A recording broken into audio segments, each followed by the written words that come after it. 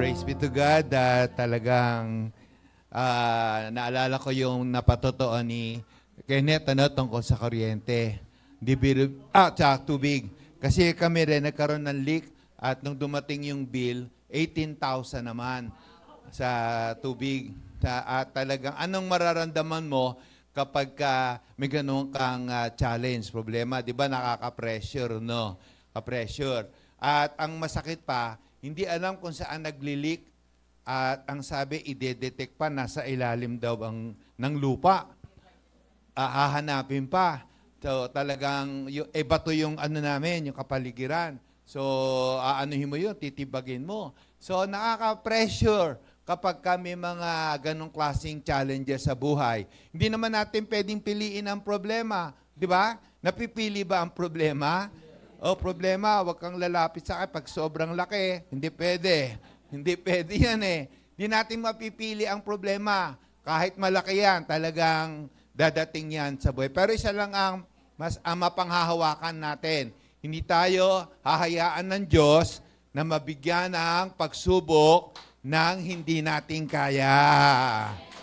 Kaya sabihin mo sa katabi mo, kayang-kaya mo yan. Amen. Lahat tayo ay may mga pinagdadaanan, pero God is in control. Sinisigurado niya ang mga problemang dadaanan natin will not defeat us, destroy us, but will develop us. It is not meant to punish us, but to prepare us. It's not meant to destroy us, but to equip us. Okay? So, ang ating pong pag-uusapan ay napakahalaga at dito makikita natin na instead na tayo po ay ma-pressure. Alam nyo may mga tao pagka nape-pressure. Na-pressure na ba kayo? So, pag nape-pressure po tayo po ay napapa-complain, napapa-mura, di ba? Nagmumura pa ba kayo? Sabi mo nga sa katabi mo, hindi na. Promise, hindi na. Okay. Pero naman may mga tao, pagka nape-pressure, ay lalong nagpe-praise. Nape-pressure, nagpe-praise. At yung mga taong nagpe-praise, pag nape-pressure, lalong napapromote. Gusto nyo ba ng promotion? Ang promotion, madalas nanggagaling ito sa pressure. Okay? Ang pag-uusapan natin ay pinamagatan nating huwag magsasawa. Ayan. Huwag magsasawa sa paggawa ng mabuti. Nakakasawa po bang gumawa ng mabuti? Ano po ba ang nakakasawa? Gumawa ng masama o gumawa ng mabuti? Gumawa ng masama, nakakapagod yan. Pero pag gumawa ka ng mabuti, nakakasaya, nakakasigla. Lalo pat ikaw ay nakatulong. Naranasan niyo na bang tumulong? Anong pakaramdam? Masaya, di ba? Nakakasigla. Kaya mga kapatid, basahin po natin, tayo na po tayo. Galatians chapter 6 verse 9. Ready, go. Kaya huwag tayong magsasawa sa paggawa ng mabuti dahil sa tamang panahon, matatanggap natin ang ating nagpapaalam kung hindi tayo susuko. Tayo po'y manalangin. Sa tulong mo lamang, aming Diyos na buhay, sa iyong masaganang biyaya at sa kapangyarihan ng banal na Espiritu, magagawa naming magpatuloy sa paggawa ng mabuti sa kabila ng mga pressure sa buhay, sa kabila ng mga pagsubok, sa kabila, Panginoon, ng mga kabigatan. Dahil naniniwala na kami, kasama ka namin, aming Diyos. Hindi mo kami iiwan at pababayaan. Makakapagpatuloy ka pa rin kami maging mabuti sa isip, sa salita at sa gawa. At naniniwala kami, Panginoon, magagawa namin the more na pe-pressure kami, the more pwede kami magpuri sa iyo at the more pwede kami maka-expect, Panginoon, ang pagpo-promote mo sa aming buhay. Salamat po, salamat po. Ito po ang aming dalangin sa pangalan ng aming Panginoong Hesus. Amen.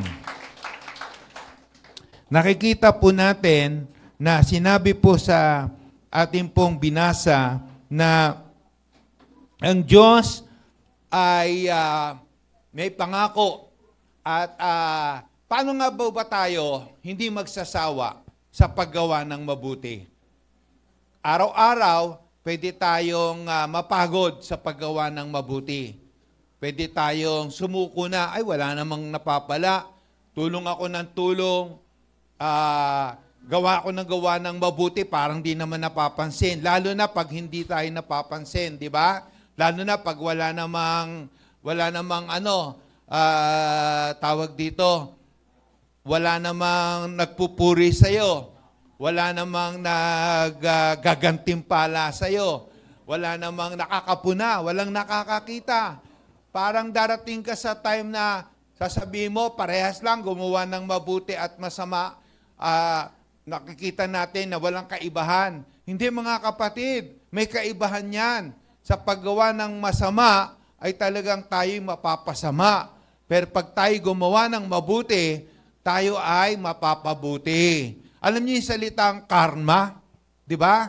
Ang salitang karma, kung ano yung tinanim mo, yun ang aanihin mo. Di ba? So kung nagtatanim ka ng kamatis, ang aanihin mo ba ay sampalok? Siyempre hindi. Kaya ang sabi dito, huwag tayong magsawa. Bakit hindi tayo magsasawa sa paggawa ng mabuti? Kasi ang nag-i-inspire sa atin, ang nagpapalakas sa atin, ang nagpapatuloy na magbigay sa atin ng inspirasyon ay yung pangako ng Diyos. Sabi dito, sa tamang panahon. Sabihin nga natin, tamang panahon. Sa Ingles, ano yan sa Ingles? At the right time. O sa due date.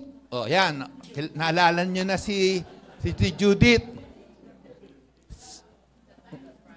When the time is right. So yung tamang panahon na yan, walang nakakaalam niya kung kailan yan. Pwedeng 1 linggo yan. Katulad maaring may mga pinagdadaanan tayong problema ngayon, di natin alam kung kailan matatapos yan. Pakitanong nga ang katabi mo, anong problema mo ngayon?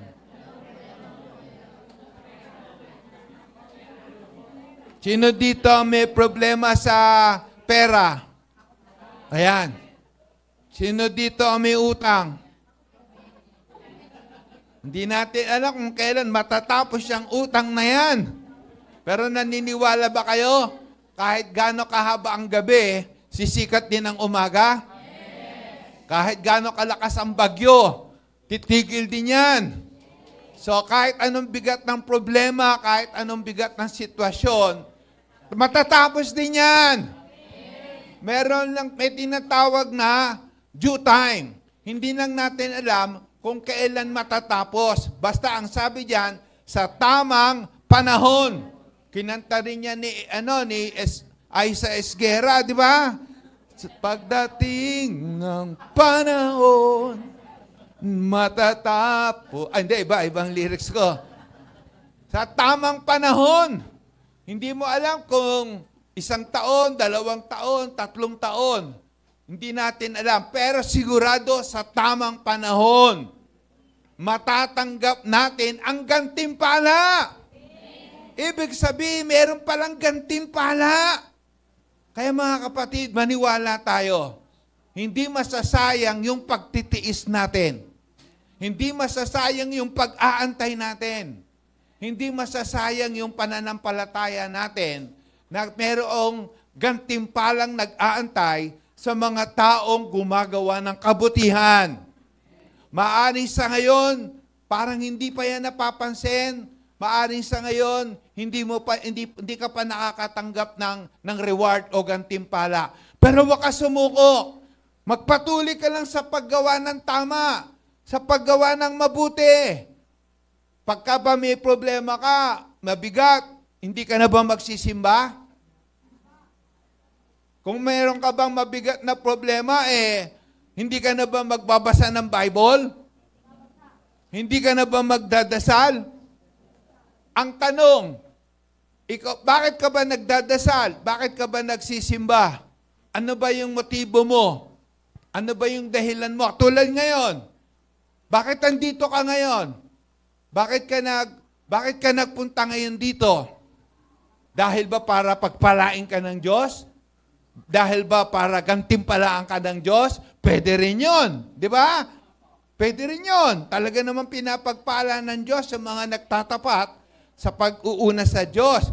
Kaya lang, paano kung hindi ka pinapagpala, mga ilang buwan ka ng simba, ilang buwan ka ng dasal, wala pa rin nangyayari. Hindi pa rin natutupad yung inaasahan mo. Titigil ka na ba? Praise be to God. Palakpakan natin ang Panginoon. Meron pong katangian ang mga tao, ang tawag po dito ay integrity. Sabihin nga po natin, integrity.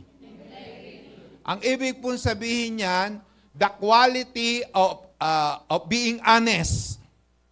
Ang honest po ay tapat. Di ba? The quality of being honest and having strong moral principles that you refuse to change. Ano ibig sabihin? Kahit ano mangyari, hindi ka pa rin magbabago sa kabutihan. Hindi na mabait sa iyo si kumpare. Hindi na mabait sa iyo si darling, si sweetheart. Pero ikaw ay mabait pa rin. Yung bang katabi mo, mabait pa rin yan sa'yo? Eh paano kung hindi na yan mabait sa'yo? Mamahalin mo pa rin ba yan? Pakisabi nga sa katabi mo, alam mo, mahal kita.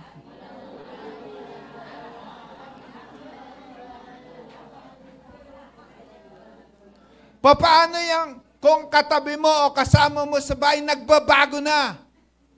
Hindi ka na pinapansin. Hindi ka na dinadamayan. Gaganti ka ba? Gagayahin mo ba siya? O masakit kaya pag hindi pinansin, di ba? Di mo ako kinamayan kanina, ha? Ikaw, ha? Di mo ako binati, ha? Nilagpasan mo lang ako, ha? Mga kapatid, ang mga taong may katapatan, ang sabi niyan, they refuse to change. Magbago ka na, hindi ako magbabago. Hindi mo na ako mahal, mahal pa rin kita. Yan ang lagi kong sinasabi kay Cynthia. Magbago na ang iyong katawan, mahal pa rin kita. Bumuti man ang buhok mo. Magpakulay ka lang. At yan ang gusto ng Diyos sa bawat isa sa atin. Hindi tayo magbabago sa mabubuting bagay. Alam nyo, hindi pa tayo perfect. Di ba? Nagkakamali pa rin tayo. Pero sa ating bang pagkakamali, mababawasan natin ang pagmamahal natin sa isa't isa? Dapat hindi. Patuloy pa rin tayo magiging mabuti. At ang pinakasabi dito, individuals with integrity are incorruptible. Hindi nagko-compromise in the moral and ethical values that they believe in. People with integrity always keep their word. Meron po ba tayong isang salita? Sino dito may tinatawag na palabra de honor? Ito po yung mga taong pag sinabi niya, gagawin niya. Pag sinabi niya, tutuparin niya. Meron ba kayong mga ganong kaibigan? O meron din tayong kaibigan, magaling lang sa pangako, pero napapako. Meron ganon, di ba? Pero mga kapatid, tutulungan tayo ng Panginoon na makapagpatuloy tayo sa paggawa ng mabuti. para sa tamang panahon makuha natin yung gantimpala ng Diyos na buhay. Amen. Ngayon, meron pong meron po ako ng pangakuan. It so happened, talagang medyo nagipit ako. Sabi ko, kapatid, malapit na ang pasukan. Kung bakit naman yung bibig ko ay pwede ba akong makatulong? Mga ilang notebook man lang, mga ilang Pastor, okay na po. Ako pa namilit. Hindi, ganito, ganyan. Hindi, Pastor, wag na. Hindi, kailangan makaano ko sa'yo. Dumating yung kagipitan mo, kung di ko matutupad yung pangako ko. Ganun pala yun. Parang gusto ko siyang iwasan tuloy pag nagkikita kami. Uy, andun siya. Medyo mahirap yun, di ba? Pag napangakuan mo tapos hindi mo magagawa. Anong tawag doon? Siyempre, walang isang salita. Pero nanalangin ako sa Panginoon, Panginoon, tulungan mo nga ako. Magawa ko yung tutulungan tayo ng Diyos na buhay. So, nagawa ko naman po na tulungan ko po siya at tuwan-tuwa naman siya. Anong lesson doon? Anong lesson? Maging maingat tayo, huwag tayong basta mangangako. Tentahin mo muna kung talagang magagawa natin. So, pakitanong nga yung katabi mo, may pangako ba ako sa'yo?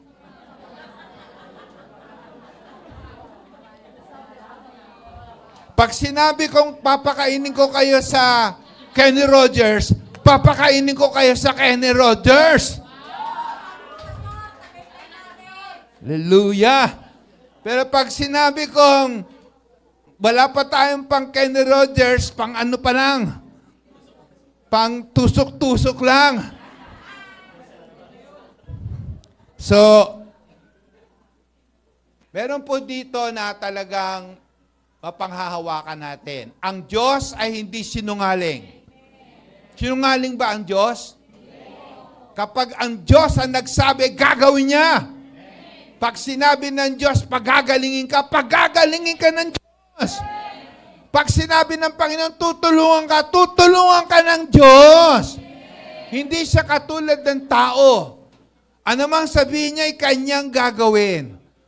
Kung mangako man siya, ito'y kanyang tutuparin. Alam niyo ba, walang imposible sa Diyos? Ano po ang pananampalataya? Ang pananampalataya ay katiyakan ng mga bagay na iyong inaasahan.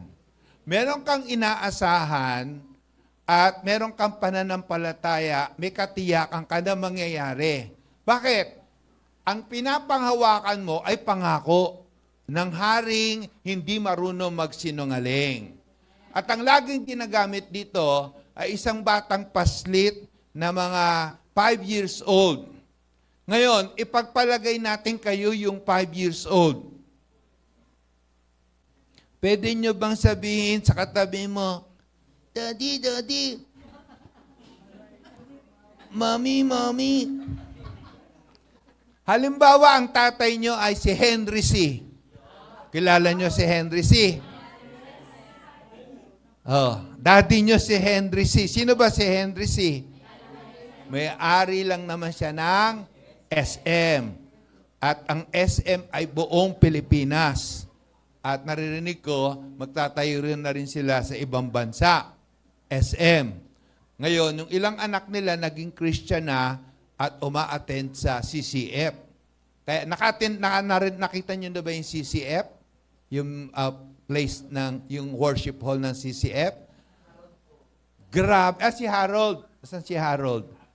Nagtago. Si Harold nandun. Alam nyo, nakarating ka na CCF? Maganda, hindi? Parang mall. Isipin mo naman, may miyembro ka ng anak ni Henry C. Tayo halimbawa, may miyembro tayo, isang anak ni Henry C. Baka hindi lang dito ang lugar natin. Pinagpatayo na tayo ng building. Pero alam nyo, meron na po tayong building. Hallelujah. Malapit na po tayong lumipat. Ang kasya po doon ay mga 300 to 500. Lagi po nating pinagpe-prayan, ina-answer na po ng Lord. Para hindi na po tayo to service, isang service na lang. Hallelujah. So, balik po tayo. Kunyari ang tatay natin, daddy natin si Henry C. 5 years old tayo. Isang umaga, nagkaroon tayo ng desire na ang sabi natin, Daddy, gusto ko po ng chocolate ice cream. Ang sasabihin ni Henry C. O sige anak, bibili kita ng chocolate ice cream. Bibigyan kita ng chocolate ice cream. Kung kayo yung bata, anong reaction nyo? Ha? Matutuwa ka, di ba? Sasaya ka. Na para bang hawak mo na sa kamay mo yung ice cream pero wala pa. Para bang nakikita mo na agad yung ice cream at siguradong sigurado. Paano siya nagkaroon ng katiyakan? Wala pa naman sa kamay niya. Hindi pa naman niya na-enjoy. Hindi pa naman niya nakikita. Pero bakit tuwan-tuwa na siya? Pumunta siya sa kuya niya. Kuya, bibili ako ni Daddy ng ice cream. Mami, meron po akong ice cream. Bakit parang tuwan-tuwa na siya? Ano meron siya? Tiwala. Bakit? Ano yung pinanghahawakan niya? Pangako. Mga kapatid, ang meron lang siya, salita pa lang. Bakit? Ano ba yung salita na yon? Yung salita na yun may dalawang laman. Tinuturo po ito sa sowa, kaya mag-sowa na po kayo. Ang laman po nun, sabi nung ni Daddy Henry C., oo anak, ibibili kita ng chocolate ice cream. Salita yun, pero may dalawang power doon. Una, alam na alam nung bata na mahal siya ng daddy niya. Mahal po ba tayo ng Diyos natin? Paano nating mahal tayo ng Diyos? Binigay niya yung kanyang buhay na nag-iisa. Mahal na mahal tayo. Ano pa? Ang laman ng salita, oo anak, salita pa lang to. Ang laman pa nun, hindi lamang siya mahal, kung hindi, may kapangyarihan, may kakayahan si Daddy Henry C. na tuparin yung kanyang pangako. Ano ang pangako? Oo anak, ibibili kita ng ice cream. Kaya, hindi lang siya mahal, kundi meron pang kapangyarihan tuparin yung pangako. Kaya, hindi pa niya hawak, tuwan-tuwa na siya. Lundag na siya ng lundag, ipinapamalita niya. Kasi yung pinanghahawakan niya, siguradong mangyayari. Kaya kapatid, kung may pangako ka ng Diyos, siguradong mangyayari yan. Pero pag wala kang pangako ng Diyos, anong tawag dyan? Wish ko lang. Pag walang pinangawak ang pangako, wish ko lang yan. Kaya mga kapatid, kaya kami lagi po kami nagcha-challenge ng pagbabasa ng Bible. Kahapon meron na po akong tinanong kung may pinangawakan siyang Word of God nung Friday pala. Medyo nalungkot po ako. Kasi, ilan ang pangako sa Bible? Mahigit 3,000 ang pangako sa Bible. Tinanong ko kung meron silang pinangahawakang mga pangako. Alam nyo, nalungkot ako. Sana hindi tayo ito. Sa 5 tinanong ko doon, ay talagang nangapa sa pangako, nakapagbigay naman ng pangako, pero hindi sigurado kung saan sa Bible. Pero alam niya, nasa Bible yun. Mga kapatid, ang Bible, punong-puno to ng pangako. Kailangan meron po tayong mahagap dito na 1, 2, 10 pangako ng Diyos na buhay.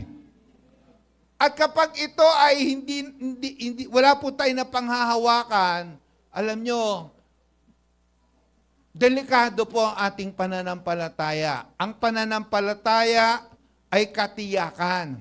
At ang pananampalataya ay nanggagaling sa pakikinig ng Word of God. Kaya pakitanong yung katabi mo, ilang pangako ng Diyos meron ka?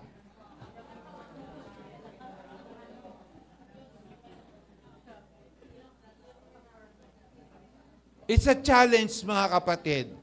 Mula ngayon, i-desire nating mag-ipon ng pangako ng Diyos. Kapag ang tao na problema, anong unang nagugulo sa kanya? Isip. Isip siya ng isip, di ba? At kapag wala nang maisip, ano nangyayari? Lumilipad na yung isip. Tapos pag lumilipad na yung isip, ano na ang unang makikita mo sa kanya? Tatawa na siya. Tapos iiyak. Ang una pong napipiga, ang una pong nagugulo sa tao, ang isip. Ngayon kapag ang isip natin puno ng pangako ng Diyos, may mapanghahawakan siyang pangako ng Diyos, hindi siya matitibag. Makakapagpatuloy siya sa paggawa ng mabuti. Dahil alam na alam niya, sa tamang panahon, gagantimpalaan ng Diyos ang mga nagpapatuloy sa paggawa ng mabuti. Pangako yun. Sigurado. Pero pag wala tayong pangako, mga kapatid, mabibilang tayo sa tinatawag na traditional Christian. There are two kinds of Christian in the Philippines, in the world. The traditional Christian and the biblical Christian. What is the traditional Christian? Traditional Christian is being a Christian traditionally. Naging Christian dahil Christian ng tatay at nanay niya, Christian ng lolo at lolo niya, kaya Christian siya. Ang traditional Christian, come and go. After a year, ay hindi lumalim ang ugat niya sa Word of God. After a year, ang naaalala niya, isang pangako. And then after 2 years, ilan na? Dapat 2 na. Isa pa rin ang pangako. After 3 years, ilan na? Dapat 3 na. Nawala pa yung isang pangako. Ano na yung pangako mo nung 3 years ago? Pangako ko? Ay, ang pangako? Yung pangako. Pangako talaga yon. Napako na. Naku mga kapatid, shaking is happening now. Hindi aksidente yung yung nanggagera ngayon, Israel at saka Iran. Hindi aksidente yon.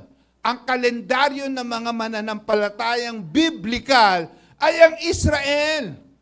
What is happening to Israel is a strong indication that Jesus is coming very soon. Huwag nating ipangbahawala yun. Dahil hindi darating ang time matatalo Israel. Magugulat. Wala makatalo sa Israel ngayon. Pero darating, sabi sa Bible, darating ang isang panahon matatalo ang Israel. Ngayon, may mga senyales, mga balitang gera nagaganap na. Yung tinatawag na cashless society, hindi mo na kailangan magdala ng pera para magkaroon ng transaksyon. Dala ka lang ng card. Makakatransaksyon ka na, di ba? Ngayon, dumadating ang time, wala ng cash, wala pang card. Cashless na, cardless pa. Ano na lang ang dala natin? Nag-i-scan na lang. Dumadating na yung i-scan na lang, parang chips na itatapat mo lang. Wala. Alam niyo, nasa airport kami, si Cynthia na namasyal kami, yung mga airport na sa Amerika, karating kami ng Nashville, Tennessee through plane, karating kami Las Vegas through plane, ng New York, ng LA, ng Canada. Bibili lang ako ng kape, we don't accept cash here. So what do you accept? We accept only card. Card lang. Paano kung wala kang credit card? Hindi ka makakapagkape. Hindi ka makakabili ng tubig.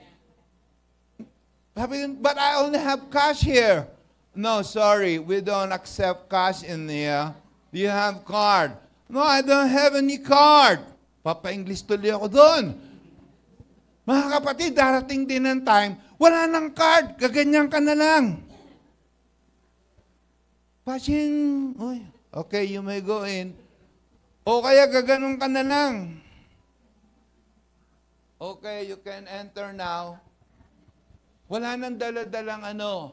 Kaya mga kapatid, yung tinatawag na ano, kita nyo yung, ano, yung mga card ngayon na mayroong parang guhit-guhit sa likod.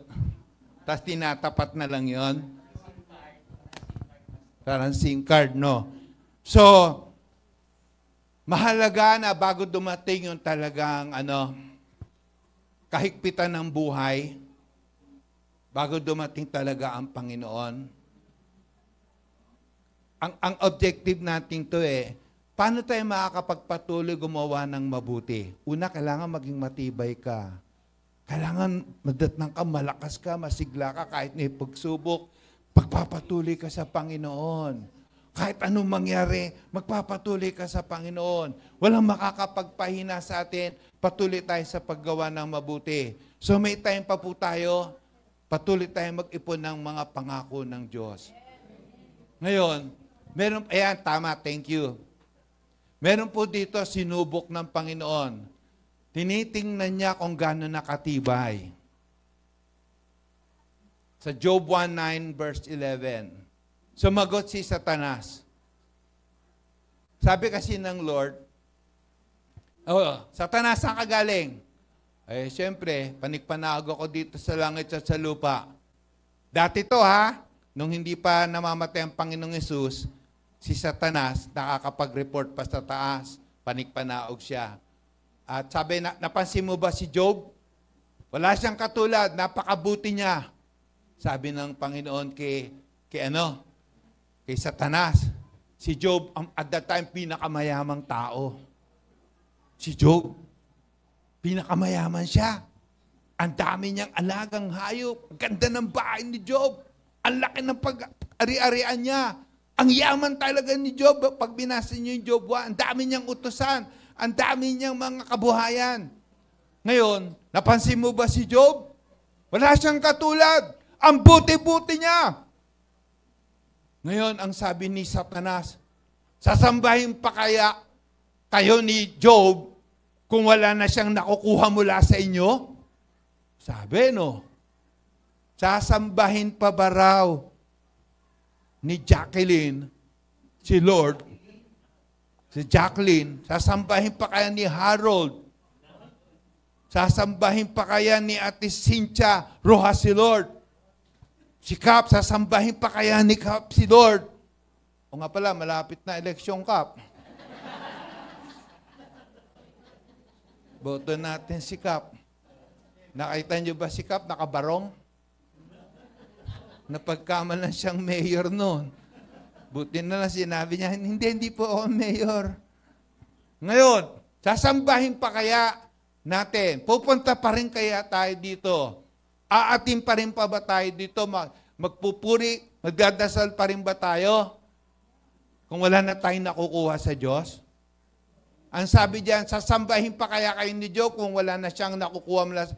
Inaalagaan niyo siya, siyempre. Siyempre, naalagaan mo siya. Ang kanyang pamilya at ang lahat ng ari-arian niya, iniingatan mo. Ano ba? Siyempre. Kaya naman sumasambayan sa'yo. Kaya ang bait-bait niyan. Pakitanong nga yung katabi mo, mabait ka ba talaga?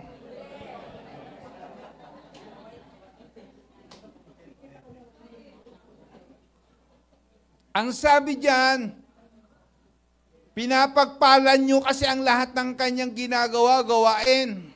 At halos punuin ninyo ng kanyang kayamanan ng buong lupain. Eto, subukan ninyong alisin ng lahat-lahat sa buhay niya. Wow! Hinihiling ng dyablo. Na-message to ni Kuya Nap noon, di ba? Alam nyo ba hanggang ngayon humihirit ang dyablo kung sino matatanggal sa atin dito? Sasabihin ng dyablo, subukan nyo si ano. Ay, magtutuloy, patago. Sa isang linggo, wala na yan. Pakisabi sa katabi mo, andito pa rin ako.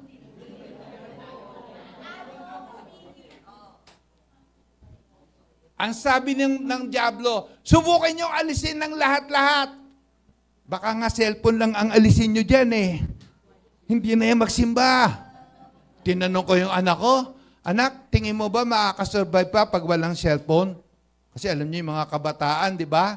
Huwag na tayong lumayo sa kabataan, maski naman tayo, di ba? Pansinin niyo pagising niyo sa umaga, yung kamay niyo gumagapang. Anong hinahanap ng kamay? Cellphone agad. Saka charger. Yung misa pa nga nakapikit pa yung mata, gumagapang na yung ano eh. Pagtayo. Ngayon, sabi, alisin nyo ang lahat-lahat sa buhay niyan.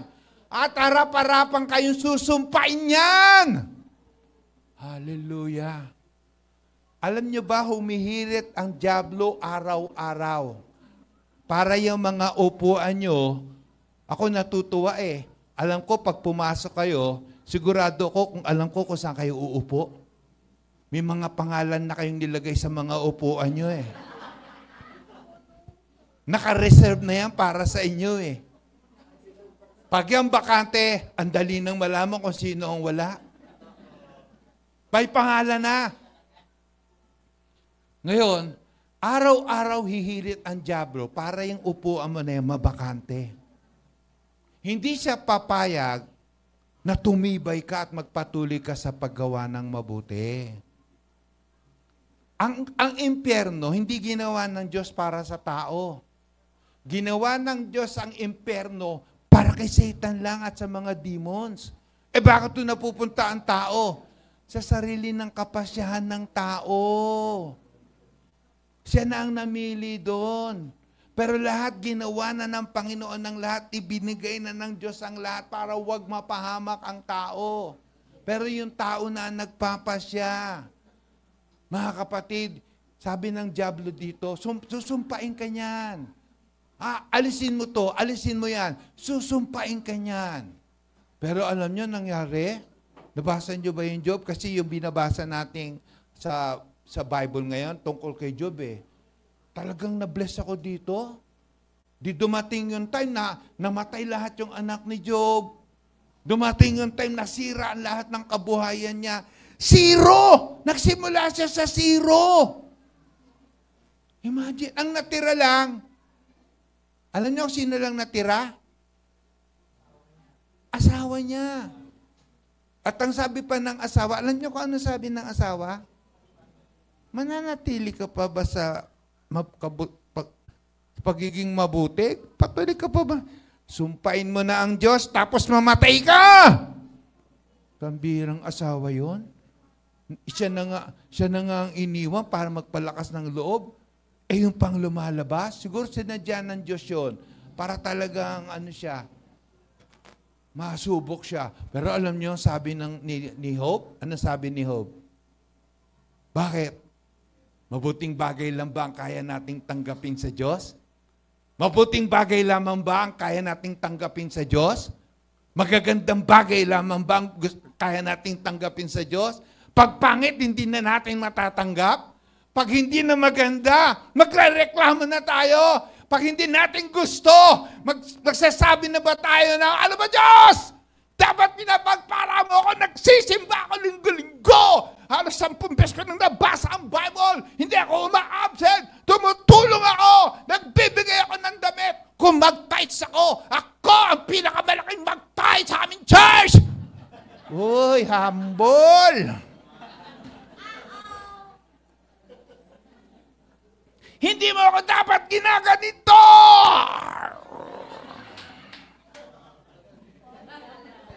Gagalit siya sa Diyos. Ha?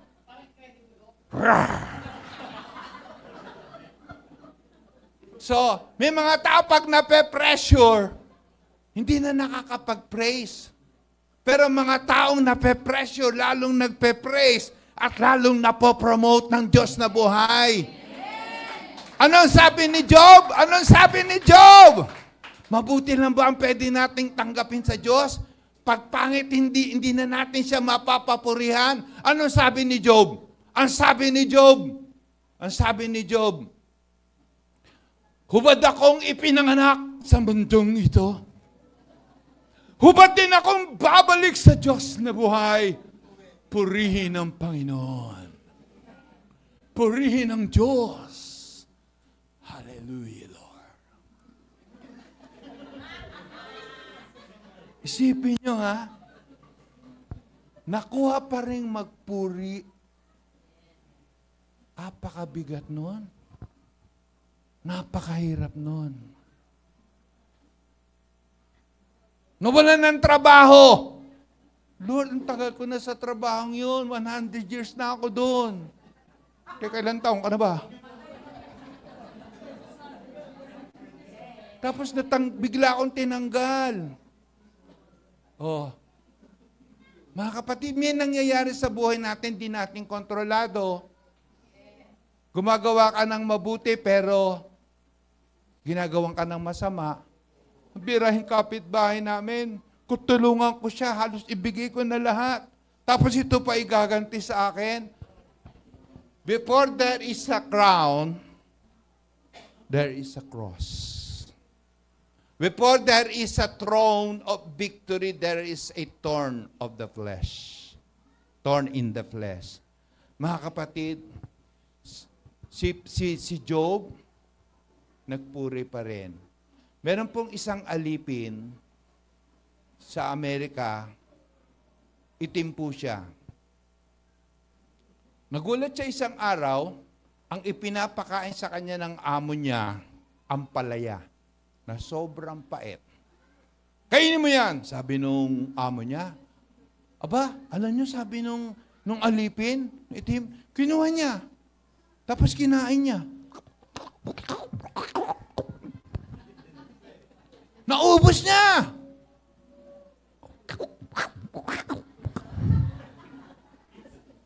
Taka yung boss, alam niya, bakit nakain mo yan? Pati ka nagreklamo. At ba't mo kinain? Gusto ko pong ipakita sa inyo, mahal kong amo, kaya kong tanggapin ang anumang binibigay niyo sa akin. Sa inyong kabutihan at kabaitan, ako po ay napabuti. Ako po ay nalagay sa ganitong gandang kalagayan.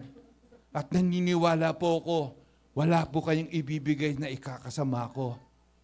Kaya kaya kong tanggapin, mapait yan, matatanggap ko yan. Sapagkat kilala ko kayo aking boss, hindi nyo ko papakainin ng lason. Kung kaya nyo kong bigyan ng matatamis na tatanggap ko, kayang ko rin tanggapin ang kapaitan mula sa inyo. Mga kapatid, huwag tayong magsawa sa paggawa ng mabuti. Si Job, hindi siya nagsawa. Ano nangyari? Pag nabasa nyo sa bandang uli, tripling blessing. Triple, hindi doble ha. May tripling blessing nag-aantay sa bawat isa sa atin. Oo, nakakapagod. Paggawa ng mabuti. Pero ang nag-i-inspire sa atin, ang hindi nagbabagong kabutihan ng Diyos. Inaalaw niya yon na tayo ay malagay sa mga sitwasyon na hindi natin gusto. May binabago sa atin. Kumbaga sa puno, pinupruning. Mabunga na para lalo tayo maging mabunga. May time na ipagagawa sa iyo yung ayaw mo. Isa kang taong ma-private, ayaw mo ng matao. Pero dadaling ka sa matao. Pag kinain mo lang ng kinain yung gusto mo, ano mangyayari? Di ka titibay. Ang gusto ko lang karne. Ang gusto ko lang, matatamis. Ang gusto ko lang, pag ginawa mo ng ginawa yon, hindi hahaba ang buhay mo. Kailangan kumain ka rin ng ayaw mo. Palaya, pechay, magiging balanse ang lakas ng iyong katawan. Kapatid, magpuri pa rin tayo sa Panginoon. Dumaan man tayo sa kabigatan, dumaan man tayo sa katuyan, huwag tayong magbago. At babalik sa atin ang kabutihang ginagawa natin na nakakita ng Panginoon. Tayo pong lahat ay tumayo. Salamat po aming Diyos. Lord, tinataas ko po sa inyo ang bawat isa, lalo na doon sa mga dumadaan sa kahigpitan ng buhay, na sobrang pressure ang ibinibigay.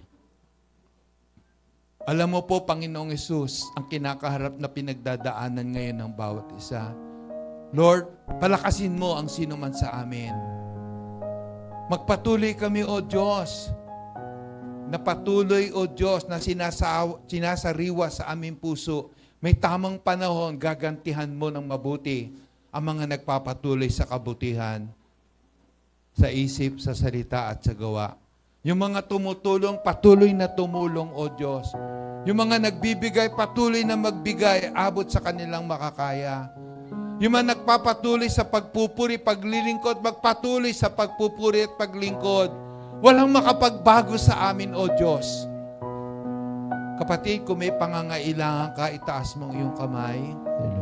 Lord, sa oras na ito, ano man ang pangangailangan ng iyong mga anak, kagalingan, financial breakthrough, right now, release the answer, the solution, the blessing. Receive it by faith.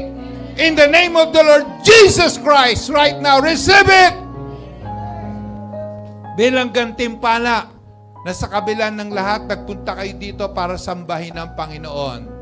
At bilang gantimpala, dinidinig ng Diyos ngayon ang iyong panalangin. Dinidinig ng Diyos ngayon ang iyong pangangailangan. Kapatid, magpatuloy ka sa Panginoon. Hindi natutulog ang ating Diyos.